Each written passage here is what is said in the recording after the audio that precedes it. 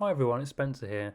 I'm going to do a quick little video on something I've sort of stumbled across recently. So it's called Quizizz. Now, Quizizz is similar to Kahoot if you've used that in the past, which I'm sure you probably have. It's basically a great way of running these interactive sort of quizzes with a bit of a competitive element as well. It's a bit of a fun way to test a student's knowledge and possibly even colleagues as well. It's a bit of gamification into studies and whatnot. So I'm currently on their website here, so it's just quizizz.com as you can see at the top here. You have to sign up with an account, which is a bit of a pain. It doesn't pull through with Office 365, but it does with Google. So if you use Google Classroom, you can sign up for an account login there. Personally, I don't use Google Classroom, so I've signed up for an account. Right, okay, so now once you're in, you sign up for an account, etc., etc. You'll come up with a screen similar to this. So as you can see on the side here, it's the find a quiz option. So if you just want to have a little play around with some of the quizzes before you start, if you just want to demonstrate them with some learners, you can have a look through here. There's going to be quite a lot on here. You can obviously do a search, find what may be relevant to you. Something to keep in mind though, it's from an American demographic.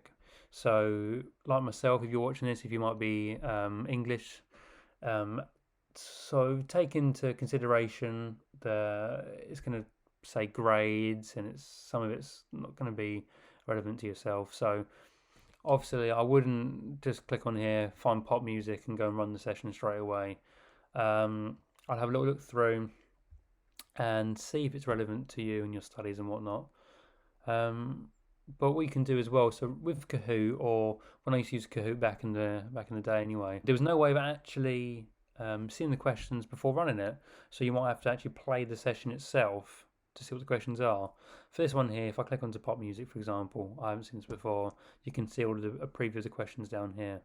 So it won't actually show you the correct answers unless you click on show answers. So if students are looking at the screen, there's no issue with them being able to see the answers before you actually run it. So that's really cool. Okay, so what I'm going to do now, if I click onto my quizzes on the side here, what I'll be able to see is the three quizzes I've set up basically. They're really simple to set up and create. There's no background knowledge you need. You don't have to be like a rocket engineer or anything like that. They're really nice and simple. To start creating a quiz, you click on create a new quiz at the top here, and that'll put you into the section to create something. What I'm going to do though, I'm going to click onto Spencer's music quiz, just something I just put together one evening, just to show you how it works basically. Now, as you can see, as soon as you click on it, it comes up here, average accuracy. So as I can see, if I've run this with a few different classes, a few different students, as you can see, it's been played 21 times. You can see it's an overall 65% accuracy. So basically, students have played it have got average 65% correct answers. So this is quite good. As I said, if you're looking at a new quiz that you might have created, you can see this accuracy here. Are the questions going to be too hard? Is it only like a 15% accuracy? You might want to pick something a little bit more challenging, with a stretch and grow challenge. Sorry, a little bit of something to consider. Now, as you can see here, you've got a couple of options if you want to run it. So you can do a play live, or you can do assign homework. If you click on play live, it will generate a code. Students can join, so you can copy that into Teams Classroom, and copy it into Google Classroom, to stick in an email, whatever it may be. Assign homework works the same, but students don't have to join then and there. They'll get a code and they can join wherever they so wish. So you can set it like a time limit on it, so students have to complete it by the end of the day, end of the week, end of the month, or whatever it may be, and they can go in and complete it at their own time. Also, you've got the ability to practice on here by yourself as well. So if you want to check that everything works, if you put the correct answers in, you can do that at your own pace. What I'm going to do, I'm going to click on to edit at the top here, and I'm going to show you how some of the questions work. So click on to edit, and you'll see it comes up with something like this. So it looks quite nice and simple, as you can see, to create as well. Now, you've got a few different question types at the moment. I believe there's 5 or 6. We'll have a look in a second, see if my knowledge has paid off there. But most of the ones you're going to be using are like, basically there's multiple choices and like check boxes. So you can have this one here, it's one correct answer, If I scroll down, you'll see I've got like 2 correct answers for this one question here, so that's like a checkbox. They're nice and simple to set up and create, as I said. I'll show you how to do that now. So if I click onto new question, you'll see I've got 5 options. I was right, so 5 options to choose from. So the ones you'll probably be using more often, your multiple choices and your checkboxes. So as I said, you can just put in your correct answers. Can click on one correct answer or 2 or more for this one here. Fill in the blank, leave it so that you have to put something in there. So if you want it to be a little bit more tricky, perhaps, if you want them to actually test on knowledge rather than just having a random guess of, like, say we're down here, one of the correct 4 answers, they have to put in the answer themselves. So if you've seen my video on H5P, it works quite similar. So it's like a case sensitive bit of software. So as I said before, I've given an example of this in the past. Like, what is the capital of France? It'll be Paris. So you need to put in the capital P there. Otherwise, you won't get the point, for example. You've got a poll here. Now, if you're running like a live session, anyone who puts anything in the poll will get a correct answer. Obviously, it's their own opinion, so their opinion isn't a correct answer.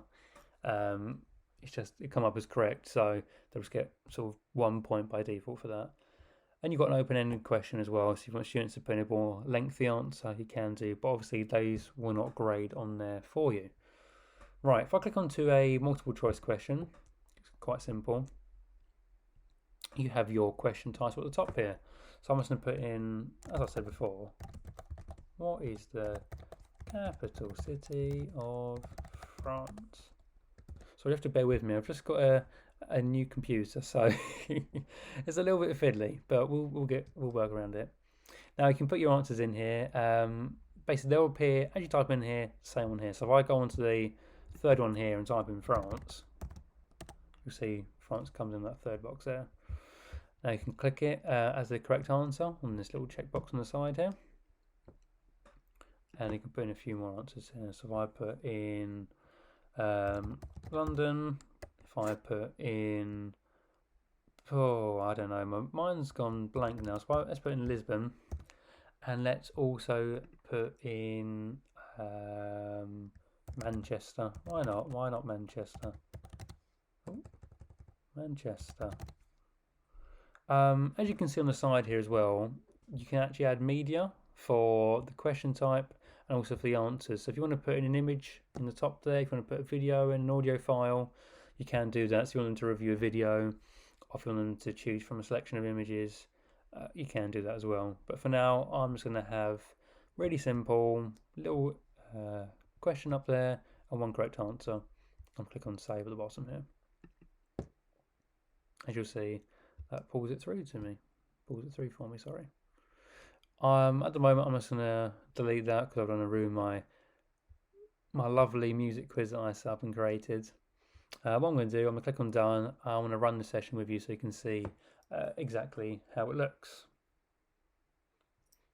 So if you want to do that, all you will have to do is click on play live. For this example though, I'm just going to go on to practice because I won't have any students join in. I'm just clicking on practice, show you what it looks like from a student point of view. So if I click on to practice down here, I'm going to do practice by myself, so I'll click on play, but obviously you can do it with other members of staff. You can share your practice link as it says there. I'm going to get it to load. I'm just going to play quiz, but as it says down here, you can change a few things in it. I'll go into more detail in a second about what these 4 options here mean. But at the moment, I'm just going to run it as is. You've got a few more options down here so you can change your theme and stuff, because the way this works is the more students play, they'll unlock different things, they'll unlock different themes, different soundtracks. So it's a bit of more of an element to come back. If they really want to get this theme of like a car I saw as well, they can get that by doing like 3 or 4 quizzes or something like that, or coming back multiple days on the trot. Right, I'm just going to click on play quiz and let's run this little game and you can see what it looks like.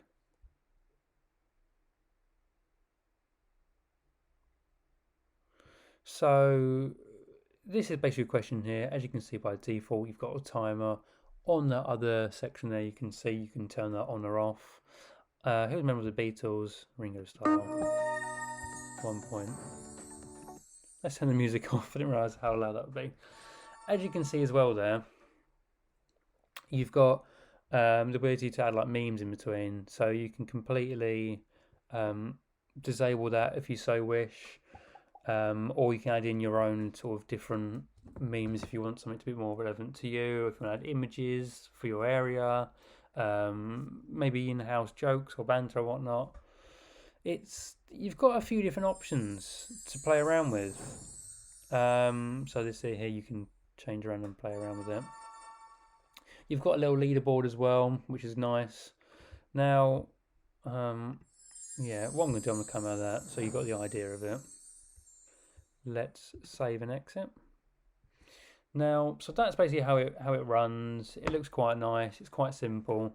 And if you're running it live, you'll basically have, so not similar to Kahoot, whereas if you played Kahoot in the past, learners will have the sort of the buttons on their phone basically. They have to look at the board, they have to look at the screen to see what the actual questions are, what the answers are, sorry, and what the actual question is. Whereas this one works, all of it's on the phone, and you'll be able to see a leaderboard on the board. So basically on your screen will be a leaderboard. So if you so wish, you can minimize that and you can put something else on the screen. You can put notes on, something to help them. I'm not too sure what you might have in mind, but Quizizz is a really powerful tool. Personally, I'd always use Quizizz over Kahoot now. I think it looks a lot nicer. It's a lot easier to set up and create. And basically there's a lot more going on, especially with this whole array of different things you can choose from, all these pre-made quizzes that people have made for you. It's really good. One thing I want to show you quickly though is if I go back onto my teacher dashboard here, the reports on the side, if I click onto that, you'll be able to click on to some particular music quiz. What am I talking about? A particular quiz you've run. Just got a sort of music quiz that I just read it off. You can click onto a particular quiz that you've run.